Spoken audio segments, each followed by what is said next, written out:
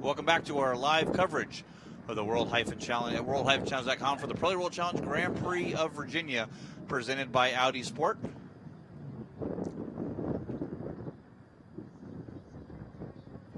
Looking like a little bit of a different view here as you see the pit lane with Shane Lewis in that 74 Ranch Racing Mercedes. On the outside, it's Matthew Fosnot in his Morello Racing. Just gets out of his TCR category car and then right into this GTS car as we get down to pit lane for our command to start engines.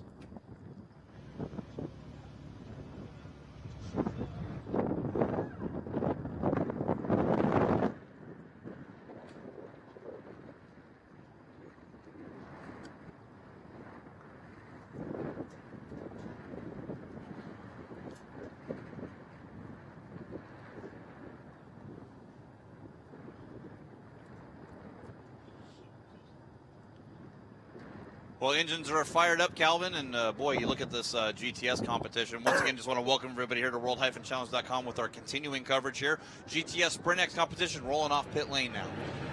Yeah, and similar look to the front end of the field as we saw in GT, a Mercedes sweep at the front row. So it's pretty awesome to see those Mercedes GT4 machines facing a bounce and performance change since the opening rounds of the championship, and that's really turned the tables here. So Shane Lewis for the Ranch 74 team, putting that car on the pole position. That's a big boost to that whole group's organization, but they've got a lot of pressure from behind. That Mühlner Motorsports Porsche Cayman is going to be strong here. We saw in the hands of Gabriella Piana at St. Petersburg what sort of job he can do, and he got a pretty tasty teammate working with him this weekend as well. Ritz Kranz, who has a lot of experience at the Nürburgring at VLN round, so I think they could really put in a strong showing here and challenge the Mercedes for the victory. A lot of other notables in the field. That PF Racing, the best of the Ford Mustang GT4 car, starting in 4th place, Scott Maxwell and Jay Buford. Scott qualifying that car. And you go back to the 5th place overall and 5th in our Pro-Am category, Harry Gottsecker, running the Sin R1 lone. No co-driver for him, just by himself, starting in 5th. And the best of our Am category cars, the classic BMW, Chris Omach, with Toby Grahovic qualifying that car, points leader in the GTS category. Yeah, and just to clarify, if you are going to go solo in these races, you still have to come into pit lane. You still had to suffice the 75-second pit lane delta. So from pit in to pit out, you basically got to eat up 75 seconds of the clock or more. And but the driver change does not have to happen. The starting driver essentially sits still and just waits for that time to elapse, and then takes off again. No tire changes mandatory in GTS, unlike the GT cars that now have to do a 4-tire change. Really let you play the strategy out on how you're going to want to do your pit stop, maybe adjust the air pressures a little bit, and just do that driver change and get back underway and try to get it as close to that 70-second delta from the time you enter pit lane, complete your pit stop, and exit the pit line right at 75 seconds total. 2nd place in our Am category, back into 11th overall, Randy Mueller, Michael Camus, and the Epic Motorsports BMW M4 Patriot Lending helping out on that car. We saw the incident they had with Mike Hedlund that started the Circuit of the Americas round, and then problems in the 2nd race as well. So they're a good recovery from them. And Drew Stavely, another one of those drivers doing the race all by himself, won at Circuit of the Americas as he is starting in 3rd in our Am category, 12th overall. Mike Hedlund had a nice run, qualified 13th overall, 4th in the Am division. He's another one of the solo drivers. Look for our championship leaders, James Safronis and Alex Welsh, to try and make a bit of a statement in this race. They had an issue in qualifying, came in for a tire pressure adjustment, I believe, couldn't get the car refired, and mechanics attended to that to get some life back in the machine, and then all of his times were basically erased at that point. So they're coming from the middle of the pack, but with a car that I think has a bit more pace than was shown in the qualifying position for our championship leaders. We talk about Shane Lewis and Gar Robinson sharing this car that's going to start from pole. Run 2 cars when we get to the sprint category, but just a superb run for them and Mercedes. You talk about front rows in the GT category, now here in GTS. A lot of great stories. 37 cars set to take the green flag behind our Audi RS5 pace car, part of the Pirelli World Challenge Grand Prix of Virginia, presented by Audi Sport as the field comes down pit lane right at the exit of pit the pit lane entrance there, so to speak, here onto the front stretch as we wait for the green flag, Cal. Yeah, battle between the two Mercs here. Watts from Maxwell there inside of row 2. Ritz-Krantz, we don't know much about this young man on the outside of the front row in that Mueller Porsche. Great start there by Maxwell, immediately splits. Faustner and Maritzen looks to the outside, deep into the brake zone. Maxwell runs extremely wide. Can he hang on to that Mustang as the rest of the field screeds through turn 1? Wow, 3 wide as they come down through the exit. You saw Tony Gaples in his Camaro as they start to get single file your top 6 cars, but Shane Lewis able to get a great run. Maxwell goes from 3rd to 2nd as he goes around Fosnot. We mentioned at the start of the show as Matt Fosnot, who just got done doing his TCR race. Big tank slapper for Harry Gottsacker. He gets really squirrely in his Sin R1 GT4 back there in the 6th place. Yeah, hangs on to it, but loses a lot of time there to the lead quintet here. That actually really kind of held up Alan Brashovshin in his Volt Racing Ford Mustang GT4. Yeah, it did, and his first race for Mike Johnson, who now leads the charge with the Volt Racing team. So Mike Johnson said, I've never competed in Pirelli World Challenge, but I'm loving things so far, and that bright yellow Volt machine, you can't mistake that one when it's out there in amongst the pack. Made their debut in Pirelli World Challenge competition last season when they were in the McLarens, and switching over to this Ford Mustang, ran the Lime Rock round. Glad to have them back as part of the championship. Scott Maxwell getting a good run on Shane Lewis coming down the straightaway. Yeah, Lewis immediately protects to the left-hand side, recognizing if he can just be side by side into that brake zone, he may be able to hang on to this lead here, but Maxwell certainly putting the pressure on as the Mercedes now come back at him a little bit. Maxwell takes it in super deep. That is a nice move there. Mega opening lap by Scott Maxwell, a veteran of our sport. Yeah, not sure what's going on with the electric, because on that number 55 Mustang, got the lights flashing, the rear brake lights flashing, so not sure if he still has some side of the pit limiter switch is still activated, although the speed limiter is not activated, that's for sure. Oh, just saw first lap. Harry Gottsacker's off in 17, just saw a huge cloud of dust, and I didn't see him go by. Wow, that's not the place to go. Let's take another look at it. Oh, he loses it going in, tries to correct, and goes for a big ride. Has to be contact there, you would think, with the tire bundles. In close proximity to Maxwell. Flashing his way to the front. We'll see if he can get back underway, but yeah, huge. Full course yellow, actually, unfortunately, because he is off the driver's left there, and that is a high-speed area. And yeah, you just saw that little bit of a correction there. Yeah, and he has buried it down into the tire wall. Lots of damage there, unfortunately. This young man has shown tremendous pace this season.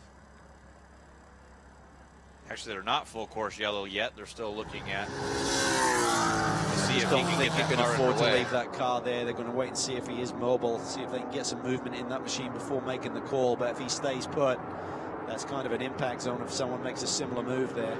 Yeah, Toby Grahovic battling here with that H&R Mueller Motorsports Porsche. They took the round at Circuit of the Americas off. Comes back strong here. Top 5 qualifying run. Or the top 3, I think, Ritz-Krantz. Yeah, it's a good run for him, and we know Piana's pace, his teammates, so they could be a real factor in this race today as everyone just settling in. Looks like that Mustang came to life very, very early, so maybe that's just the tire pressure they started with as we now go full course yellow as the leaders come up on that area of the racetrack where Harry Gottsacker had his moment. Yeah, and boy, Toby Grahovic was able to get a good run and had to back out of it. But yeah, you can see the damage to the Sin R1 now. He is not going to be able to get underway.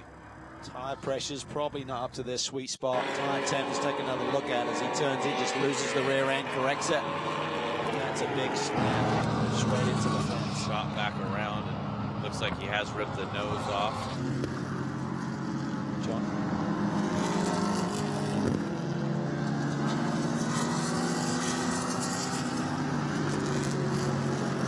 Rocky and the Racers Edge team does such a brilliant job, so disappointing start to this race for them. Hopefully there's not too much damage and they can get that car fixed and ready for battle tomorrow.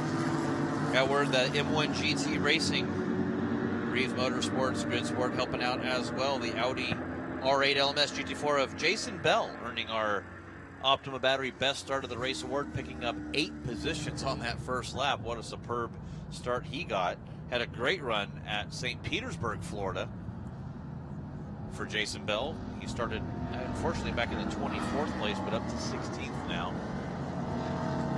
And we'll see you getting word on Harry Gottstecker, making sure he is okay. You know, the Racer's Edge team will get that car back to pit and get it done right there. But there's a great shot of Jason Bell, based out in Tampa, Florida. This is the Team M1 GT that Walt Bolin campaigned with a couple of years. And Jason Bell actually drove this car last season, one of the Sin R1s, and now stepping into the Audi R8.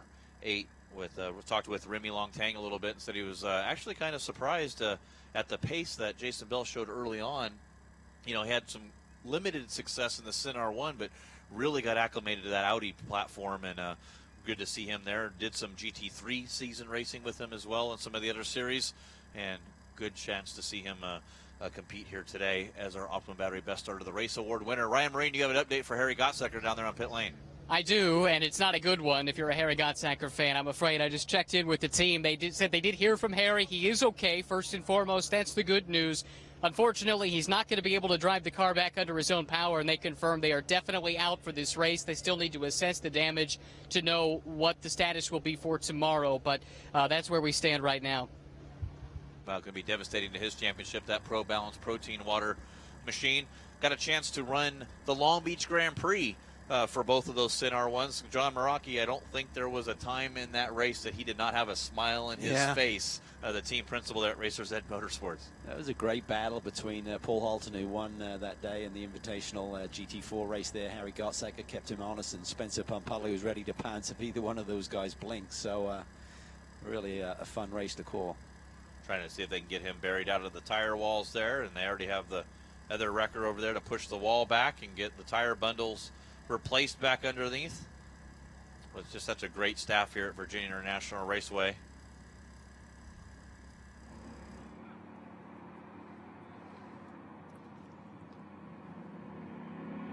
Look at the classic BMW, Toby Grahovic, and what a great story is Toby Grahovic. Was just running some club racing, had a BMW Z4 12 years ago, and called up Classic BMW in Texas and said, hey, you know, I'm looking for some support. Can you help me out?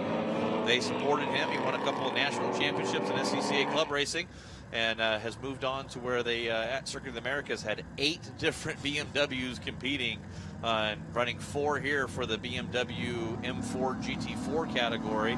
And they have a slew of cars in the M235i racing and our touring car racing you'll see coming up next.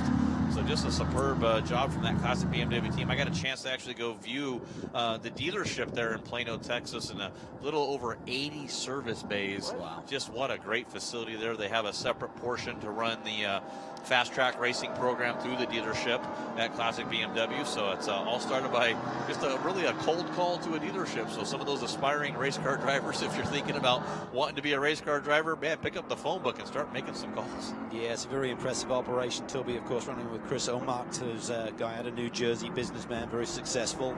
He's been with the team last year as well in touring car.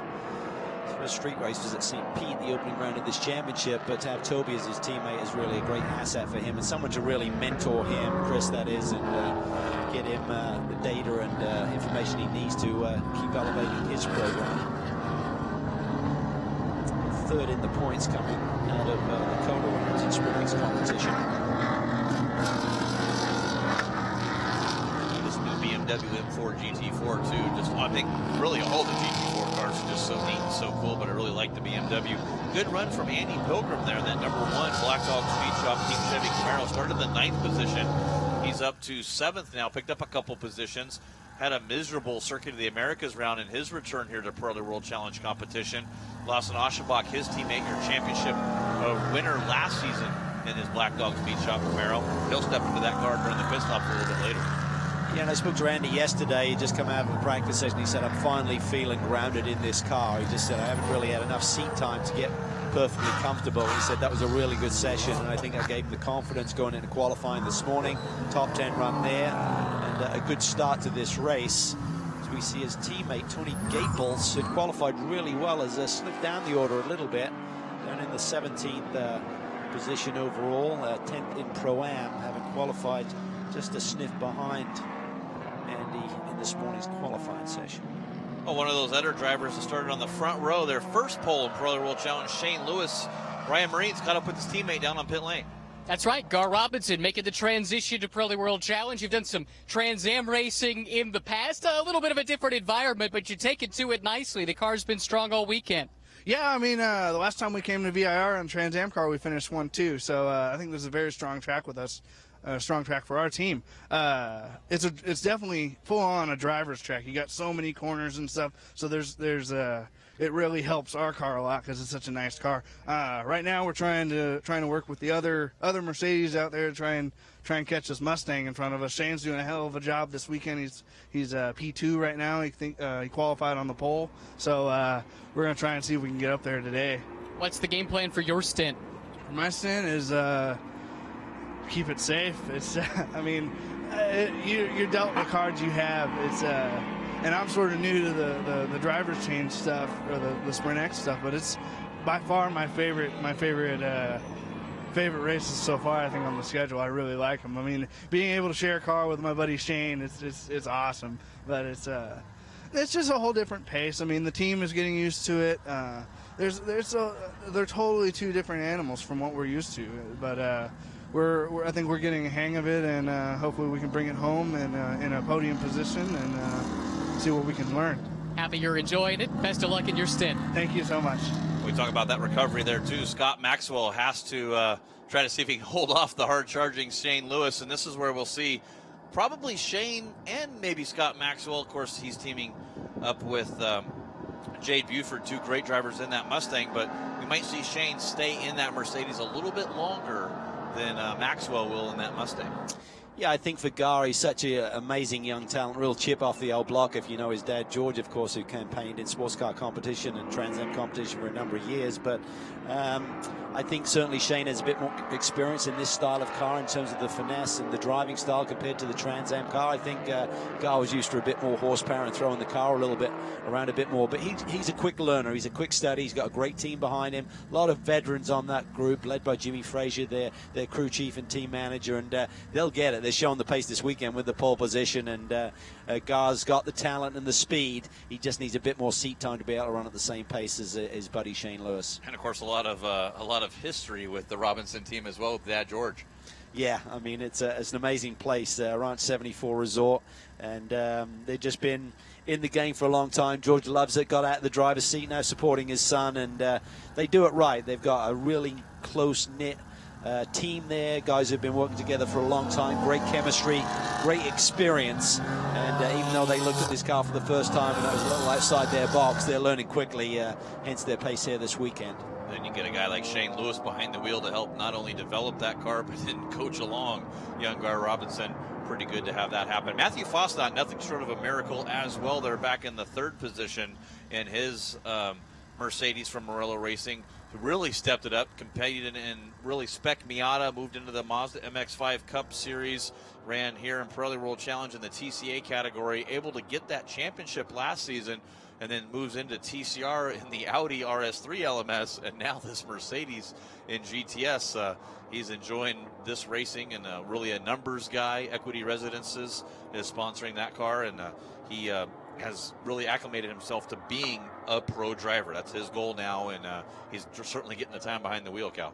Yeah, well, seat time is immense in terms of learning the trade quickly, but you know, the flip side of that is when you jump between one car and another within a few minutes, it's hard to adapt that quickly. But if you have the opportunity to jump in a bunch of different race cars, particularly if you're a young driver coming up through the ranks, I advise that as the way to go initially, and then kind of fine-tune exactly what your direction is so you stay on course. But certainly jumping in and out of different cars, different horsepower levels, different aerodynamic levels really teaches you the sport very, very quickly.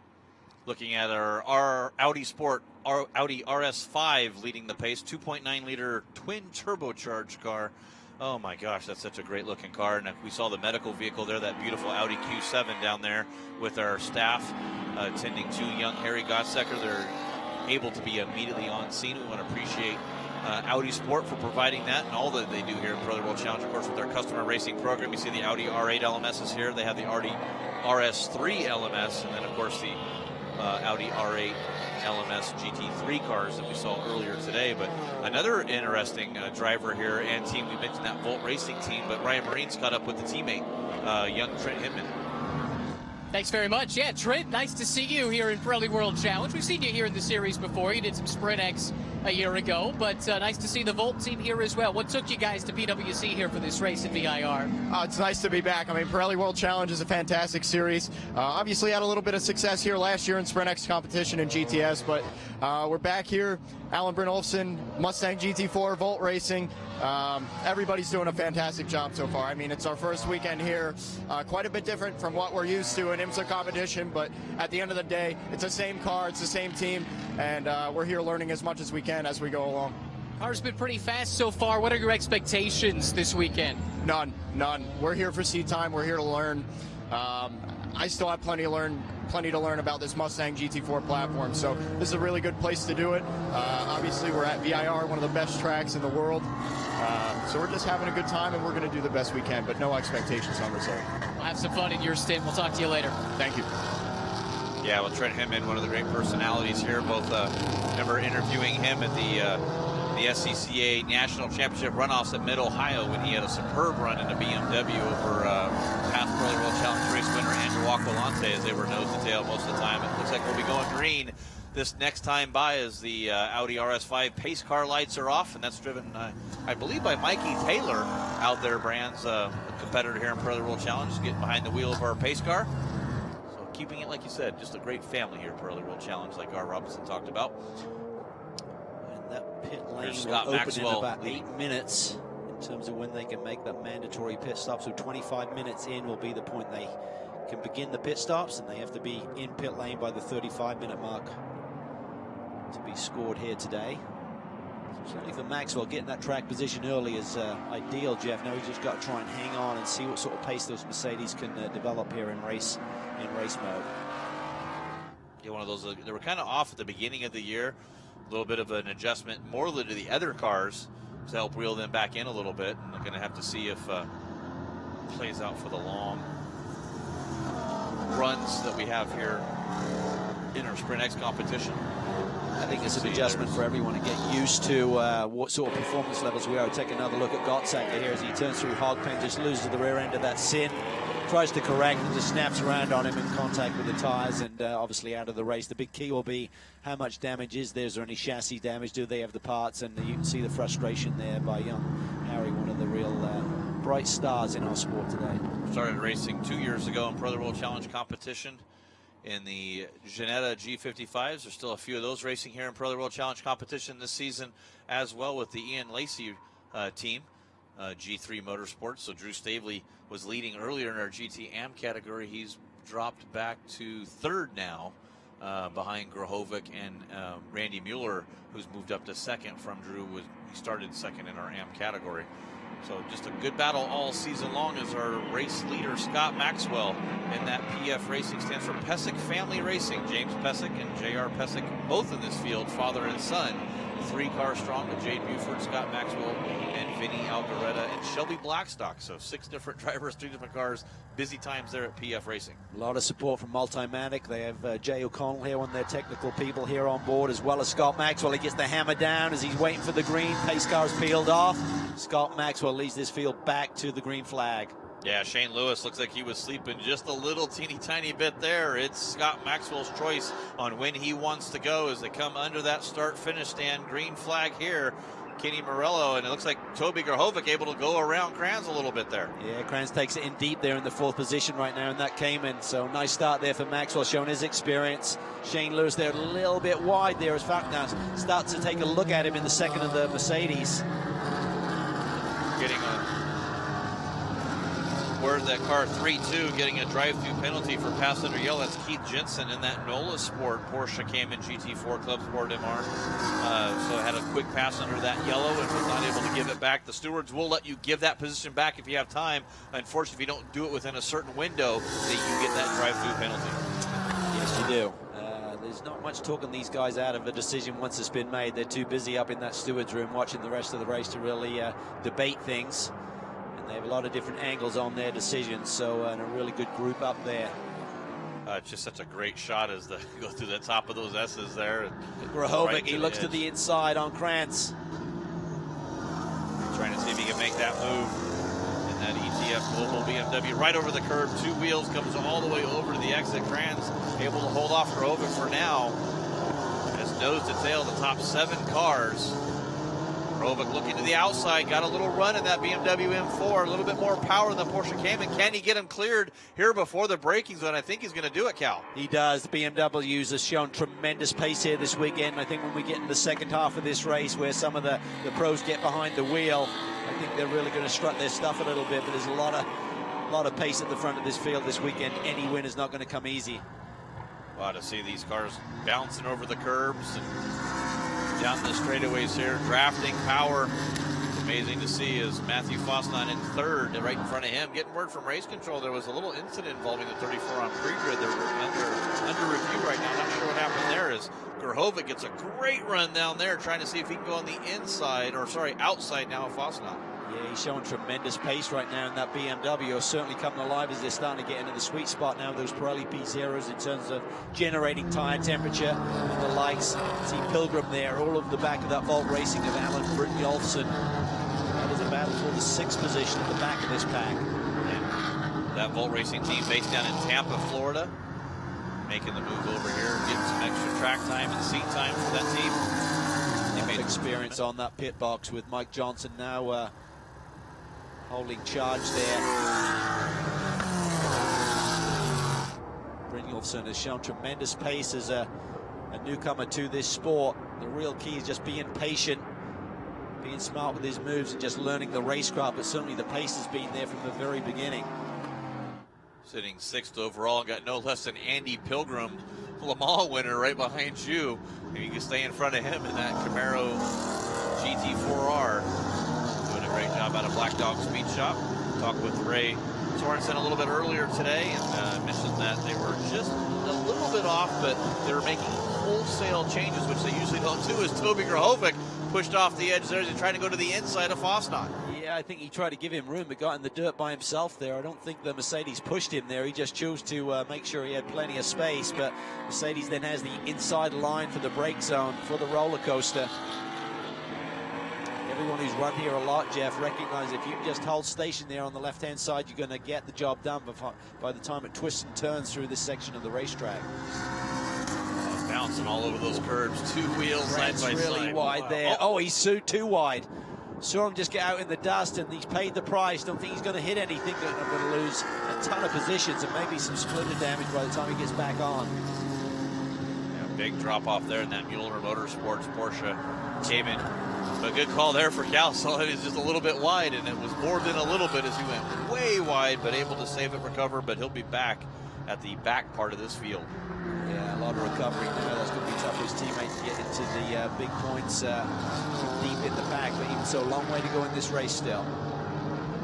Well, Christian Shimshak taking over from Fosnan in that Murillo Racing Mercedes a little bit later during pit stops. Toby Grohovic sitting in 4th. Do one more lap, and then the lap after this one, pit lane should be open once we get that 25 minutes into this race mark. You've got 10 minutes to get that pit stop done again. Just reiterating, no tire changes, just a mandatory stop and hold. You can do a driver change or go solo. But 75 seconds is the time you need to spend on pit lane, whatever you're doing. We talk about Grohovic being 4th overall right now. He is leading our AM category, so he's 1st in class, 4th overall. 2nd place back to 7th overall, Randy Mueller in that Epic Motorsports BMW. And then it's Chris Wilson making his debut this season in Pirelli World Challenge in the number 62 McLaren 570 GT4 with Mark Glennon.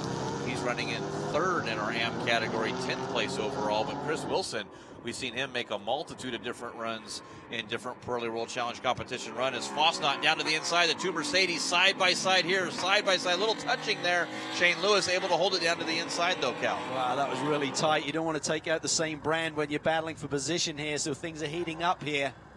Meanwhile, up front, Maxwell has a nice gap there. No pressure on him currently, but the battle behind him is intense.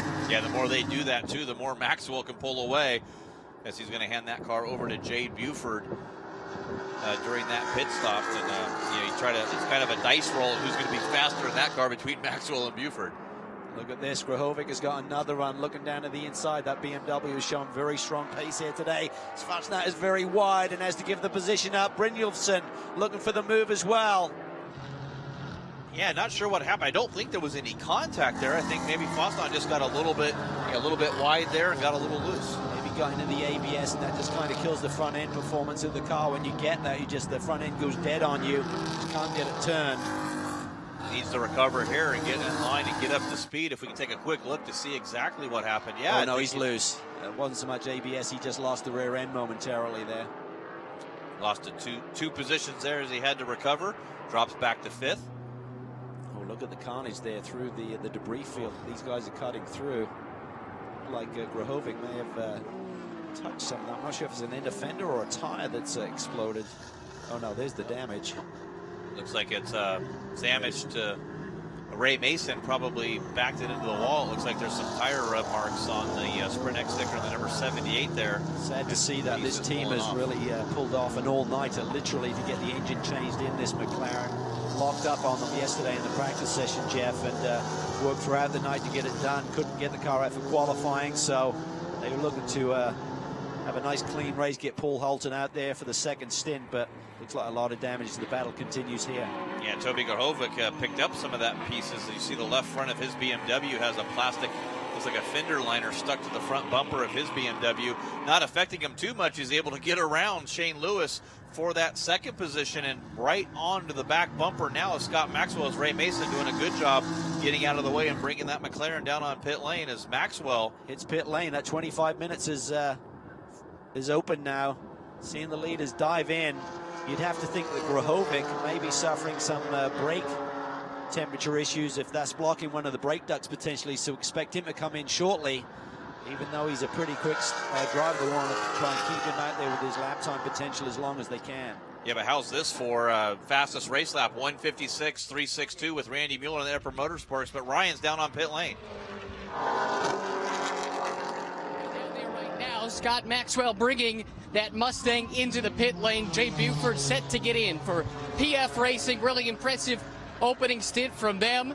Looks like the driver change is underway, and of course that's the important part of these pit stops here in GTS competition.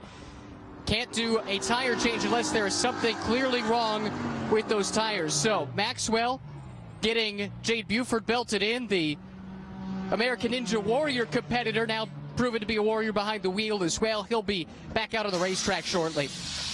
Yeah, he's going to be competing in that in second week of May, I think it is, in the Philadelphia competition. He's pretty excited about that. Said he learned a lot last year, but right now he's got a battle, and he's going to have to turn into a warrior right now to hang on to this lead. Try to look here at 77 seconds was his pit lane delta. Boy, Alan Brishoften and Trent Hidman. That's Mike Johnson doing the magic there, 75.7, so that's a nice tidy pit stop for that team. Boy, look at Drew Stavely, though, 1:15. Oh, and too quick for Tony Gaples and Michael Cooper. Samantha Tan, Nick Whitmer as well. Too quick, 74.5, 74.1 respectively between those two teams, unfortunately. That's a disaster. And just talking to Ray Sorensen yesterday afternoon about working on the pit lane delta, he said, we've got it dialed in. So we've got our way of doing it, and it seems to be very effective. But he said the key is the consistency of the drivers in and out.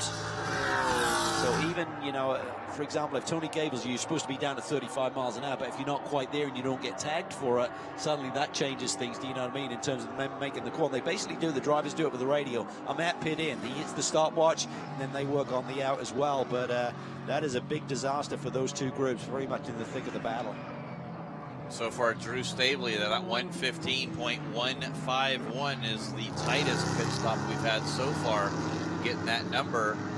And Andy Pilgrim, Lawson Aschenbach, you clip it right there at a 75.297, so only almost 3/10 on that car, but missed it on the Gaples car. That's a drive-through penalty for those cars. And Frank Gannett, unfortunately, in his Ginetta, missed it big time, 73.6. So that'll be a drive-through penalty as well.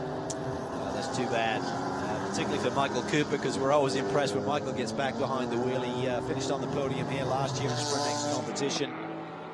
One of the Cadillacs, running with Jordan Taylor, and just doing an abbreviated season right now, having had his primary drive.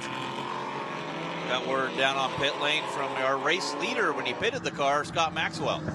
That's right, Scott. Yeah, came in with the race lead. Had to make some moves on track to get there. How'd you get it done?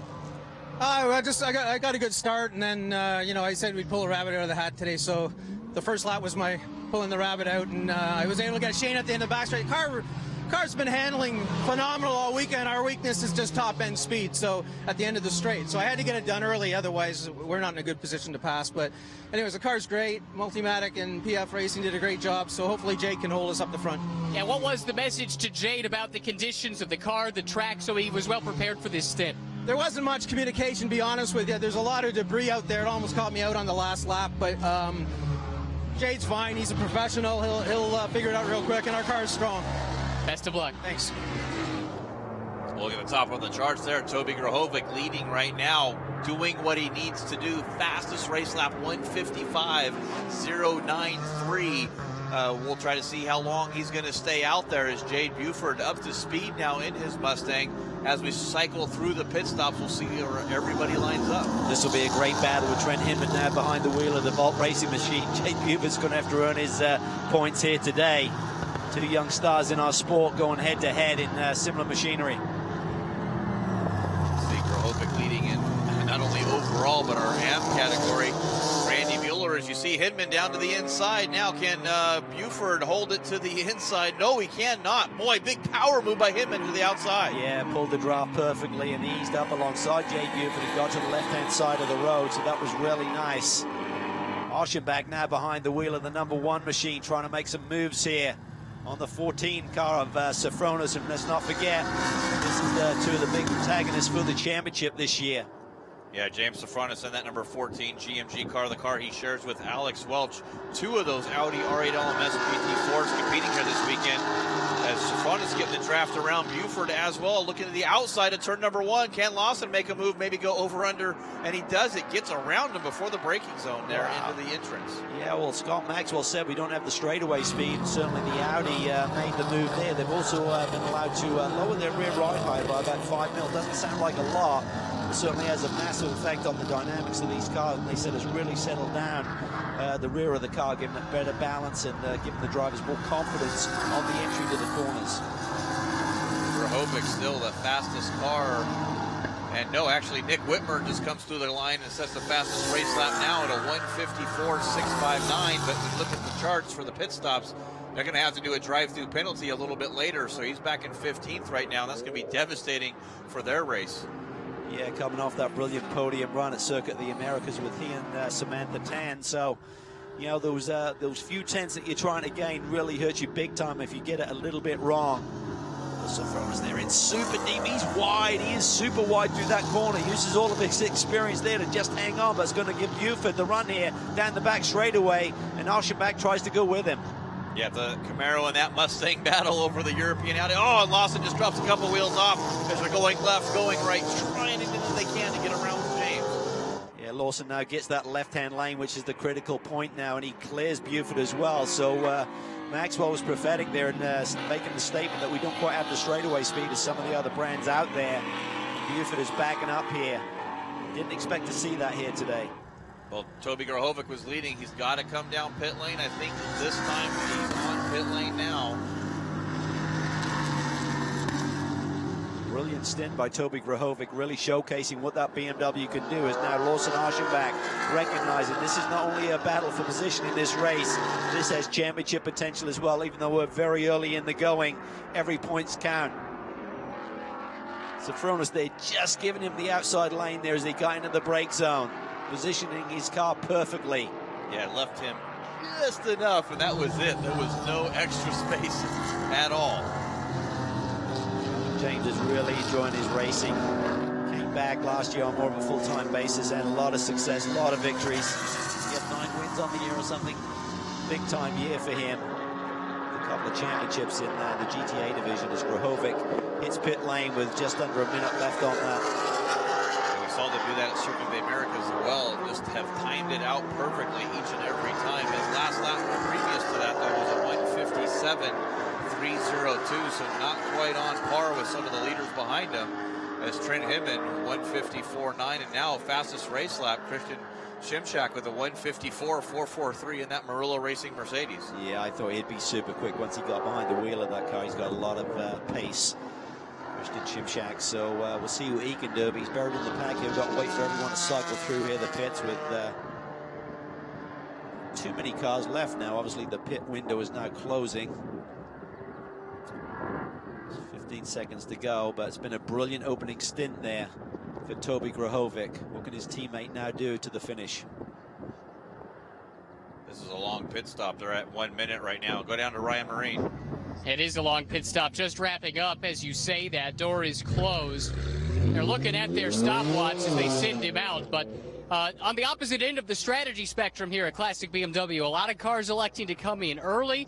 There on the other end of that, maybe Calvin, you can explain what the strategy behind that might be.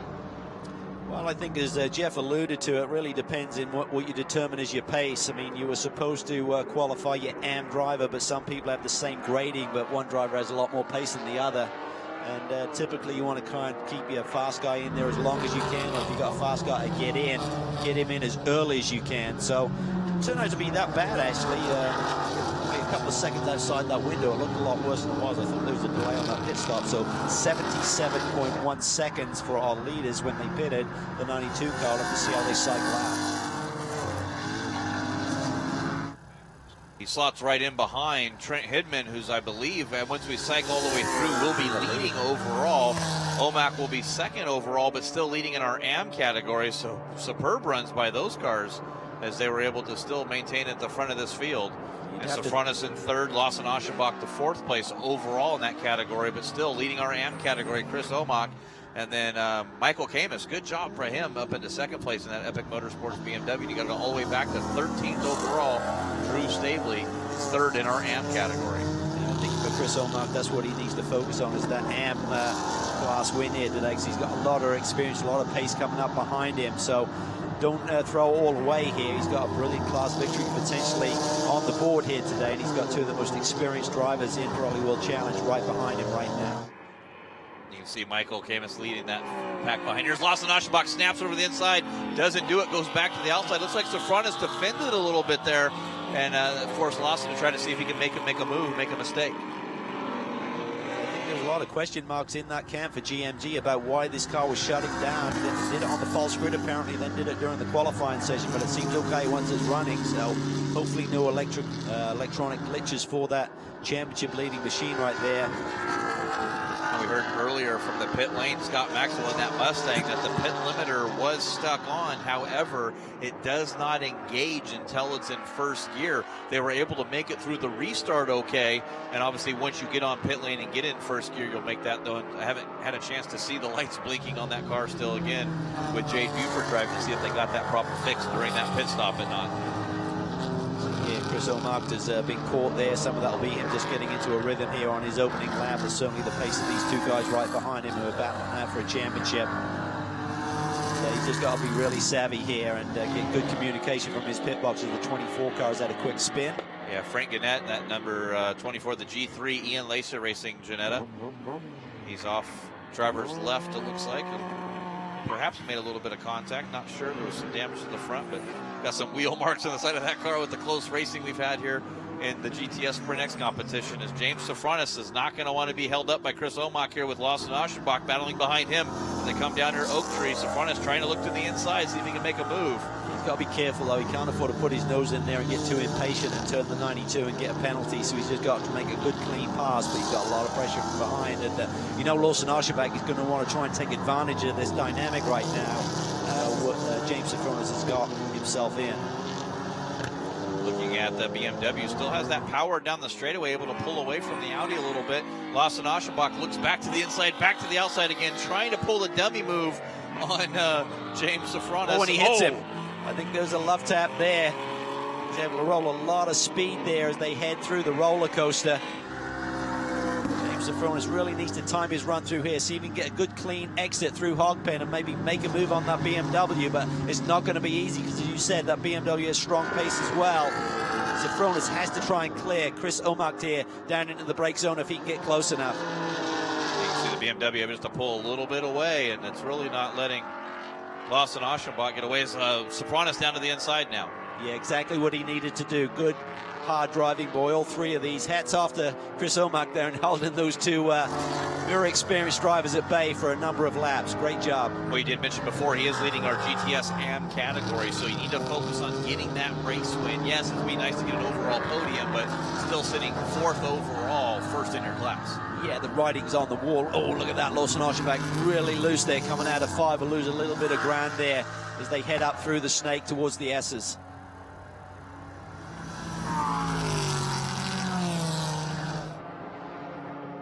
Coming into this round of the championship was Sofronis with his teammate Alex Welsh leading from Harry Gottsacker, who's out early, of course. Buford and Maxwell were in the 3rd position, but it was not a great opening round for Lawson Archenbach with the contact with Jay Buford.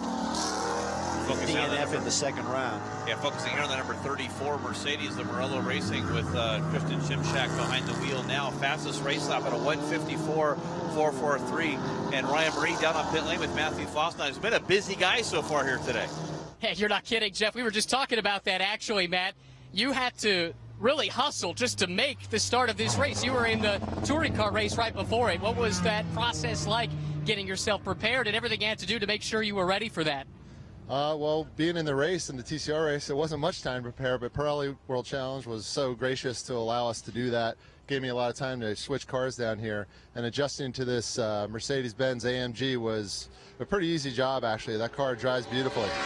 Now, you like this place. We were talking about that, too. A couple of wins that helped propel you to a championship in touring cars a year ago. What is it about this that suits you so well here at VIR? I think VIR is a combination of technical turns, but I think it really takes a lot of courage in a lot of these turns. There are a few turns that are very fast where you have to turn in not knowing.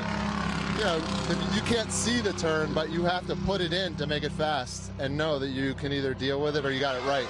I like that. Cars look good so far. Hope you bring it home. Thanks a lot.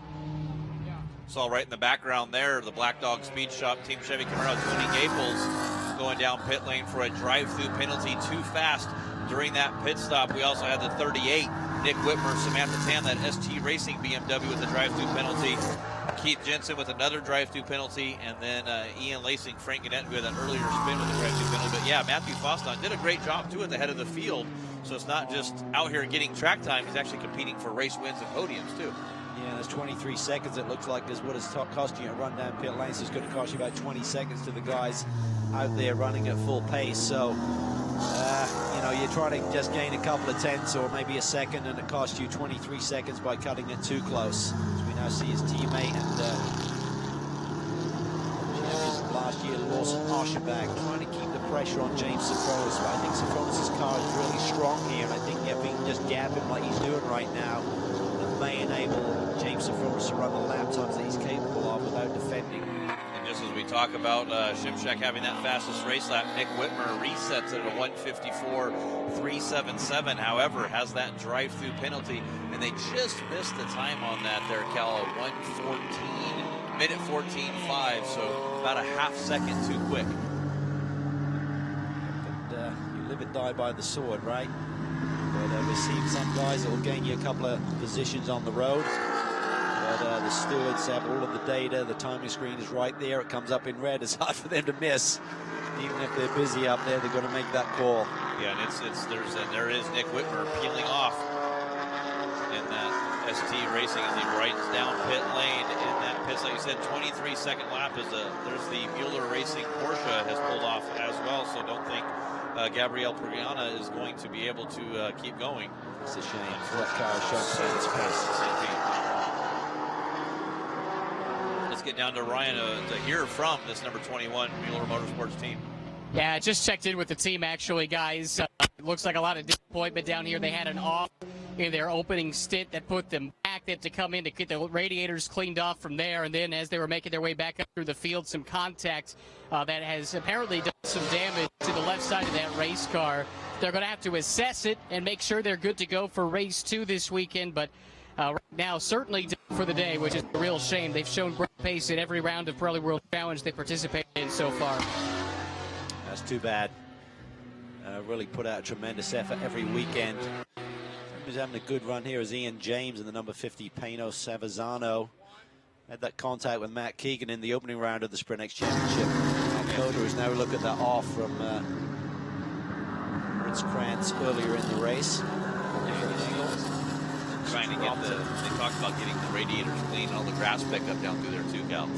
Yeah, you just turn into a lawnmower with those front splitters. It just trims the grass and packs up the radiator grill. As we look at our leader, Trent Hedman, looking pretty comfortable at the race. There's about 6.5 second lead over Sofronis, who's still only a few tenths ahead of Lawson Oshenbach. Those guys holding down the podium positions right now, but they've got very fast Shimshak right behind them in that number 34 Mercedes AMG. Look at some of the times the teams were making.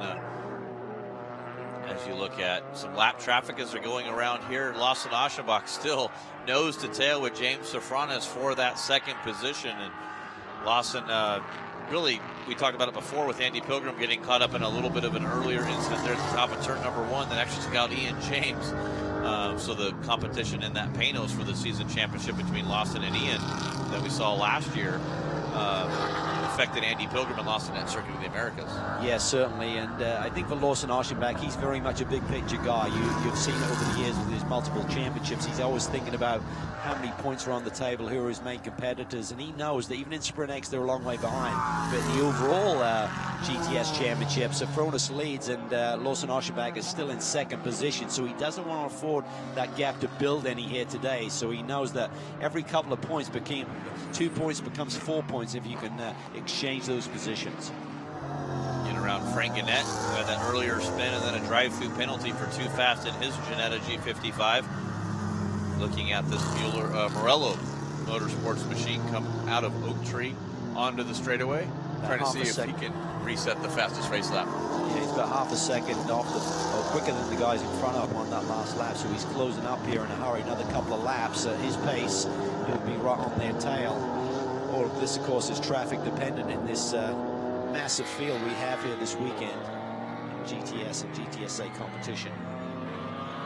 Of course, Frank's wife, we saw a little bit earlier competing in the TCA category right before this race.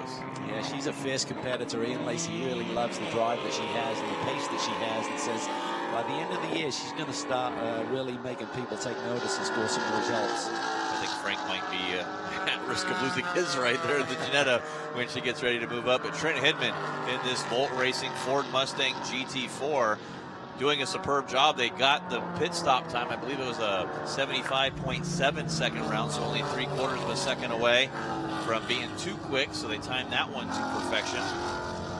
If I was a team manager, that's what I'd be looking for, like 4, 5, 6 tenths. Do you know what I mean? If you start trying to run it close down to a tenth or two, anything can go wrong. And it's just not worth the advantage that you may gain. Now we talk about Michael Johnson leading that team now. There's a good race strategist that he is. I'm sure he has the same mentality of you, just to be there that half second there as our field coming through. Battle there for what is now 9th position between two of the best in the business. You got Carl Marcelli behind the wheel at number 13, along with Michael Cooper. Ooh, big hit here. That's Jensen there in the number 32, and that's a huge hit. Yeah, the right rear of that vehicle taken off. This is an old sport car. This is going to change things immensely throughout the whole field here in terms of positions and dynamic. Yeah, full course yellow now for our field. See if we can get a replay and see exactly what happens.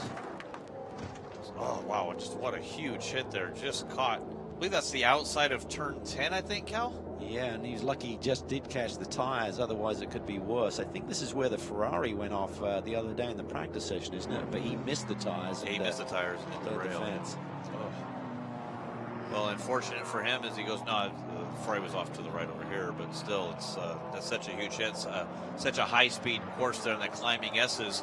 And we talk about how beautiful VIR is just on the other side of where you see this car. There's some great lodges over there you come stay, and if you don't want to camp out, you can stay right here on the track, and it's a good place to be unless you're on a race weekend and you want to sleep in. Then you get a really loud wake-up call. But we'll bring the field underway behind our Audi RS5 pace car as our safety vehicles rolling out onto the track. We still have about 10.5 minutes to go, so depending on the cleanup, we may have a chance for a quick green-white checker here. I hope we're not able to end under yellow, but running through our leaderboards, it is Trent Hedman leading in our Pro-Am category. James Safronis in second with his teammate Alex Welch.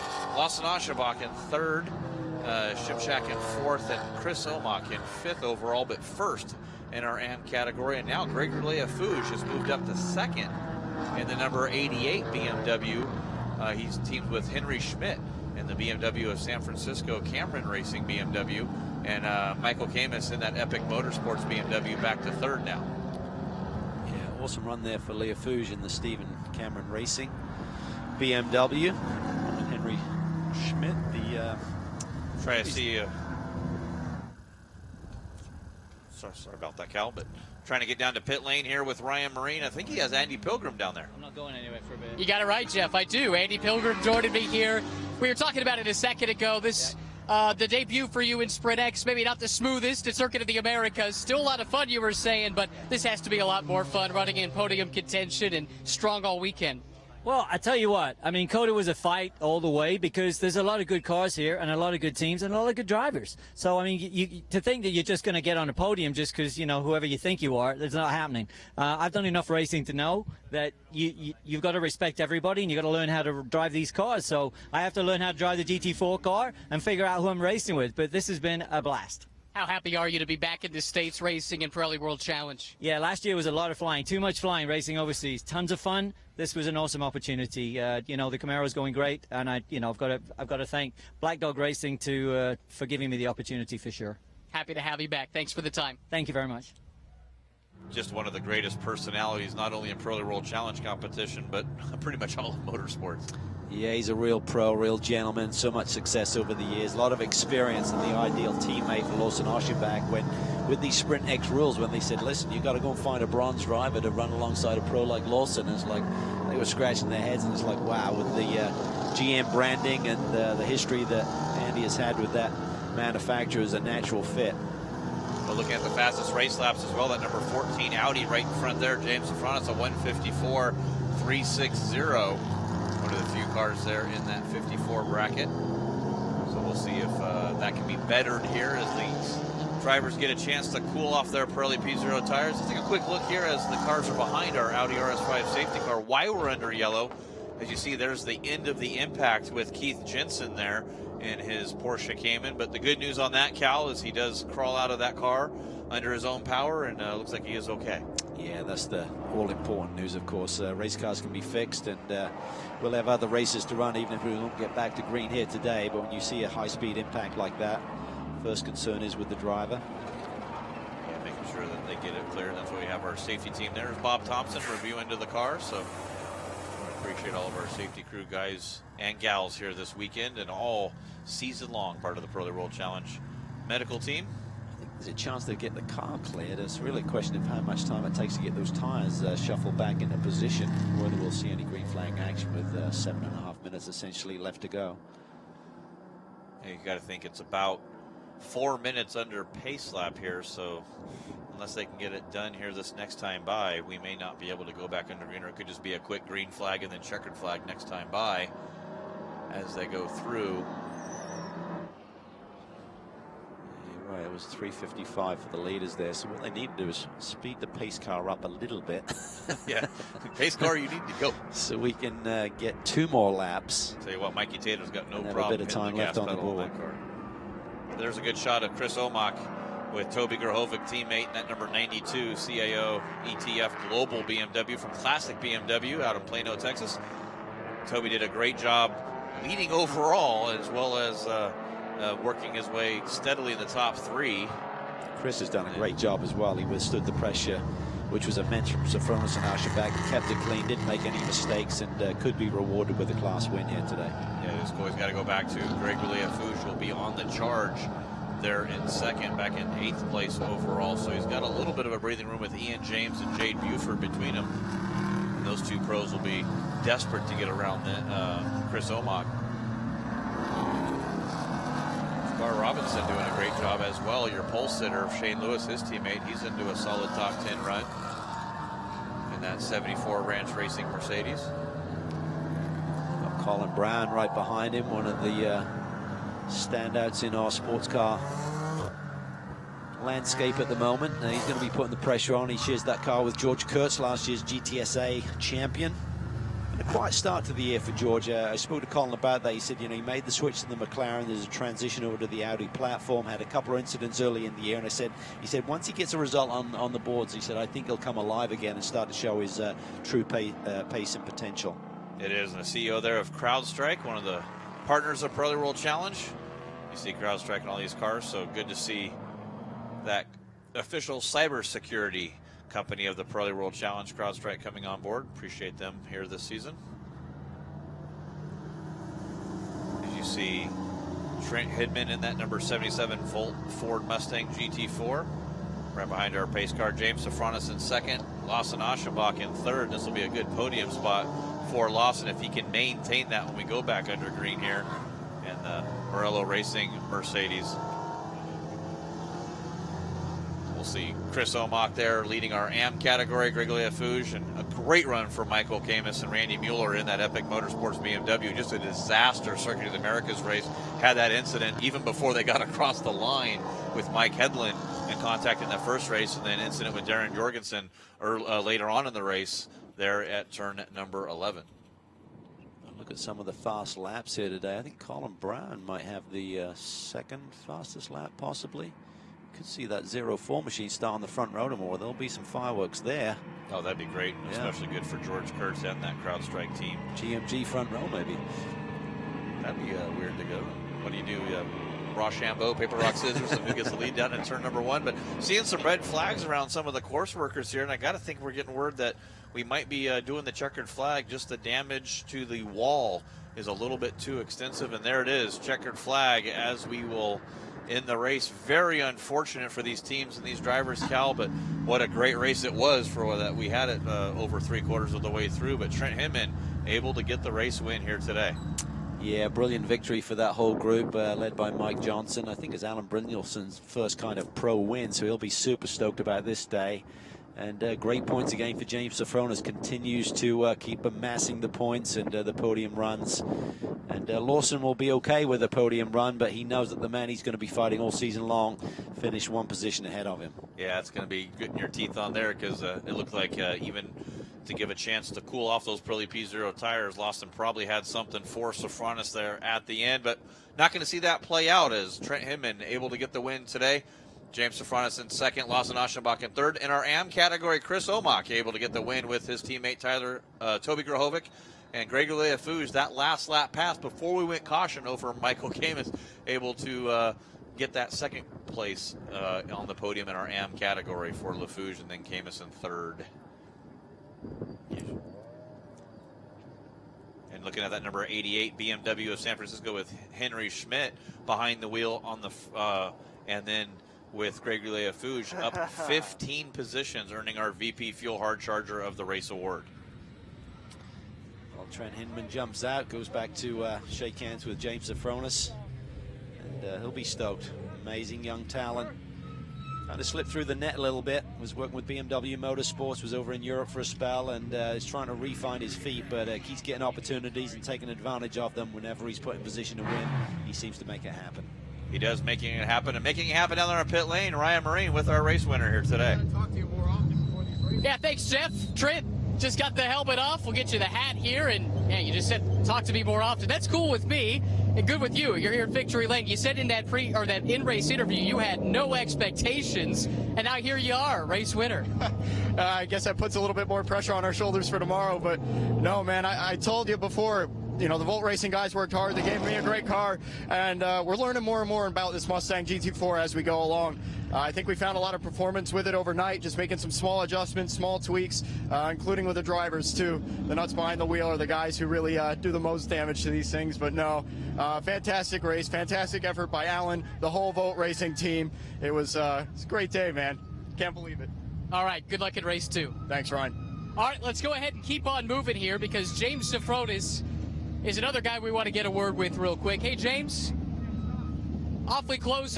Did you want to see that red flag there at the end, or the yellow flag, or did you want to get back racing? Not at all. We're racers. We want to race, and our car is not good in the beginning, and it doesn't have the torque or the top end.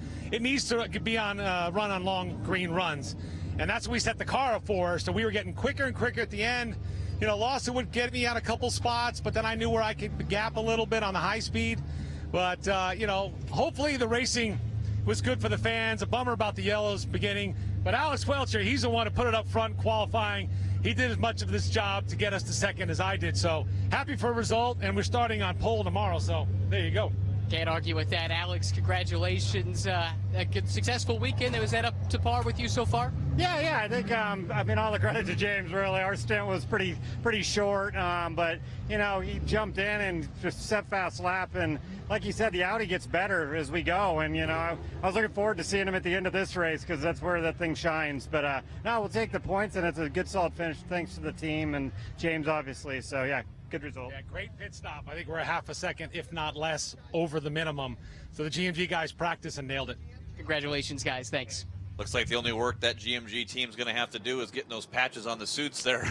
See it flapping there in the wind. Is still got some wool work to do there, but congratulations once again to our race winners, Trent Hinman, Alan Brischofson in that Volt Racing Mustang, James Safranis, Alec Welch in second place, and Andy Pilgrim, Lawson Aschenbach completing your Pro-Am podium here in the GTS. It's Chris Omach and Toby Grahovic in the BMW getting our AM winner. Gregory Leafouge and Henry Schmidt, his best finish in Pirelli World Challenge competition in second. And Randy Mueller, Michael Camus, another best finish for those cars down in third place, completing our AM podium. But down on pit lane, it is Ryan Marine with our race winners in our GTS AM class. I don't know if we're doing this or not. We're good. We are? We're good. Go. Okay, hey, here we are. Toby Grahovic, heck of a run for you guys. Congratulations. Thank you. Yeah, it was awesome out there. Got to start sixth and just kept working my way up to the lead and handed it off to Chris, and he did an amazing job of bringing it home in first place. Chris, how did your stint go? I felt great. You know, really, I'm very comfortable here. So, you know, I just, car was in good shape when I got it. It held up well. So really just kind of tried to keep my head down and hit my marks and stay out of the way of the GTS guys coming through, and it was, you know, it was a great run. It was a fun race. Congratulations, guys. Good luck at race 2. Thank you. Yeah, superb run from that Fast Track Racing team, classic BMW with Chris Omach and Toby Grahovic. Take a look at our results here. We got Trent Hinman, Brynjolfsson winning in our GT Pro-Am category. James Safranis, Alex Welch in second. Lawson Aschenbach, Andy Pilgrim in third. Shimshak and Fosnot in fourth. And rounding out your top 5 in our Pro-Am category, Ian James, Matt Keegan in that fifth place. Great recovery for them because they had a pretty dismal coda as well. Yeah, they did. It's good to see those guys rebound. Have shown a lot of pace here this weekend. Have a pretty good lap time. They'll be up towards the sharp end of the pack tomorrow with the grid being set by the fastest laps here today. In our AM category, Chris Omach and Toby Grahovic. We just spoke to those two gentlemen getting the win. Gregory Leafouge, Henry Schmidt in second. Michael Camus and Randy Mueller in third. Jeff Courtney, the lone Maserati, was your pole sitter here last season, able to get fourth in his Maserati. And Mike Hedlund in that Flying Lizard Audi rounds out your top 5 in our GTS AM category. And I think looking at the results right now, a lot of people will be satisfied, but I think Shimshak, he's probably frustrated because he had the pace with that Mercedes to maybe jump onto that podium if we'd stayed green there for the final few minutes. So I would think he'll go away from the day a little bit bitter taste in his mouth because it didn't quite go his way. But this is racing. You got to try and make those positions early and hang on to it like Safranis did. Well, a lot of great stories that played out here in our GTS round of Sprint X category. Want to appreciate all the fans that are watching live at world-challenge.com as well as the Pirelli World Challenge fan app. If you don't have the app yet, go ahead and check it out. Go to the App Store or Google Play Store and download the Pirelli World Challenge app. You can watch the live coverage as well as the latest news and stories. Follow along on Facebook at Pirelli World Challenge Championships, on Twitter at WC Racing, and Instagram at Pirelli WC. We'll be back here for the season round at number 3 for our TC class here just a little bit later. Make sure you tune back in to the live stream here at worldchallenge.com. For Ryan Marine, Gino Carini, Calvin Fish, I'm Jeff Lepper. Thanks for joining us. We'll see everybody back here again for touring car action coming up next.